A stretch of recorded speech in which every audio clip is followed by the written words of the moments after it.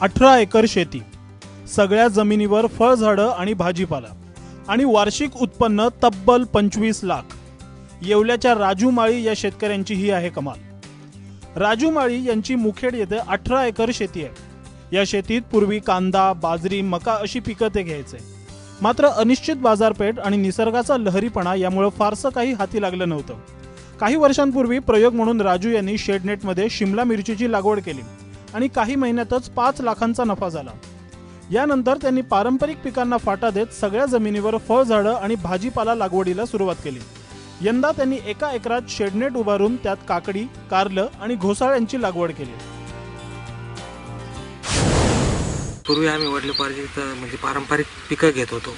कांदा आहे, गहू आणि हरभरा, ज्वारी अशी पिकं घेत होतो। नंतर आम्ही त्या पिकात बदल करून नंतर भाजीपाला पिकं आणि फळबाग याच्याकडे वळलो आणि शेडनेटमध्ये आम्ही शिमला मिरची आणि कारलं, काकडी असे उत्पन्न घेतले।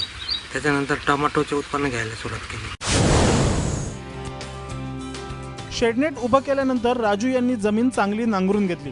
त्यात 4 ट्रॉली शेणखत घातलं, रासायनिक खतांचा बेसल डोस दिला, बेड तयार केले, त्यावर ठिबकच्या लॅटरल अंथरल्या।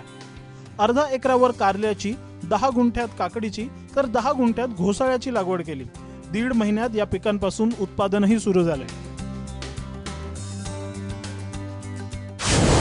पहिल्यांदा आम्ही खोल नांगरट करून घेतली, त्याच्यानंतर अंतर मशागती करून घेतल्या, फणले आणि नंतर त्याच्यामध्ये 4 शेणखत टाकलं आणि रासायनिक खताचा बेसल डोस राहतो तो पण DAPच्या 2 गोण्या, इफकोच्या 4 गोण्या आणि लिंबोळी यांच्या 5 गोण्या आणि सुपरस्पार्टच्या 2 गोण्या असं त्यांना बेसल डोस दिलेला आहे। साधारण मे महिन्यात आम्ही लागवड केली 10 मेला आणि त्याला सगळं ड्रिप इरिगेशन केलेलं आहे आणि त्या ड्रिप इरिगेशनला आम्ही तळ्यातलं पाणी विहिरीत घेऊन ते फिल्टर करून आणि ते दर 1-1 तास दररोज आम्ही त्या कारल्याला देत होतो।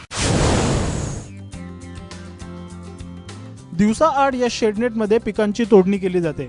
व्यापारी याची जागेवरच खरेदी करतात, त्यामुळे वाहतुकीचा खर्च वाचतो। आतापर्यंत कारल्याचा 45 क्रेट माल निघालाय।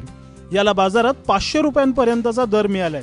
यातून राजू यांना 30 ते 35 हजारांचं उत्पन्न मिळालंय, तर काकडीतून 20,000 रुपये आणि घोसाळ्यातून 15,000चं उत्पन्न मिळालंय। कारल्यातून अजून 3 लाखांच्या उत्पन्नाची अपेक्षा राजू यांना आहे, तर काकडी आणि घोसाळ्यातून 2 लाखांचं उत्पन्न त्यांना मिळेल।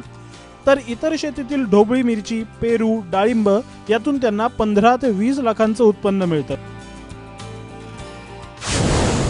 बाजारात गेल्यानंतर जे गिराक येतं ते आमच्या मालावर तुटून पडतं, कारण फ्रेश माल असल्यामुळं तो माल लगेच विकला जातो। वाहतूक खर्च वाचतो आणि मार्केटचा जो खर्च राहतो तो आडत वगैरे लागते आम्हाला। त्याच्यामुळे हे जागेवरनं माल घेतल्याने आम्हाला बेनिफिट मिळतो। आम्ही एकूण 35 रुपये किलो नेलं तर आम्ही बाजारमध्ये 60 रुपये किलो हाताने विकल्या जातं। राजू माळी यांनी सध्याच्या बाजारपेठेचा अभ्यास केला, आपल्याकडील परिस्थिती आणि पाण्याची परिस्थिती पाहून पीक पद्धत निवडली। यामुळे गेल्या 5 वर्षापासून त्यांना लाखो रुपयांचं शाश्वत उत्पन्न मिळतंय। अजय सोनावणे, ABP माझा, मनमाड।